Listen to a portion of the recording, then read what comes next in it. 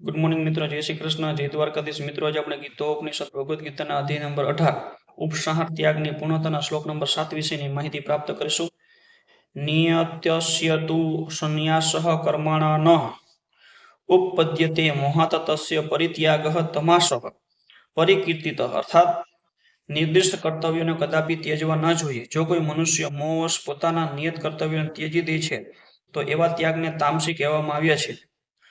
દુન્વય સંતોષ અર્થે કરાતા કર્મો ત્યજી દેવા જોઈએ, પરંતુ જે કામો આધ્યાત્મિક પ્રવૃત્તિમાં મદદ કરે છે, એટલે કે ભગવાન માટે રસોઈ કરવી, તેમને ભોગ ધરાવવો અને પછી પ્રસાદ ગ્રહણ કરવો, એવા કાર્યોની ભલામણ થઈ છે. એમ કહ્યું છે કે સંન્યાસી પોતાના માટે રસોઈ કરવી નહીં, પરંતુ પોતાના માટે રાંધેલું ભલે વર્જિત હોય પણ પરમેશ્વરને પ્રીત્યર્થે ભોજન તૈયાર કરવું વર્જિત નથી. એવી જ રીતે પોતાના શિષ્યની કૃષ્ણ ભવનામૃતમાં પ્રગતિ કરવા મદદરૂપ થવા માટે સંન્યાસી લગ્ન વિધિ કરાવી શકે છે.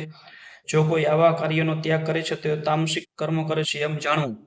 મિત્રો, આ શ્લોક આપણે પૂર્ણ કરીએ છીએ. નવો શ્લોકનો નવો વિડીયો માટે આ ચેનલ લાઈક અને સબસ્ક્રાઈબ કરજો, જેથી કરીને તમને નવા શ્લોકની નવી માહિતી મળી શકે. જય શ્રી કૃષ્ણ, જય દ્વારકાધીશ.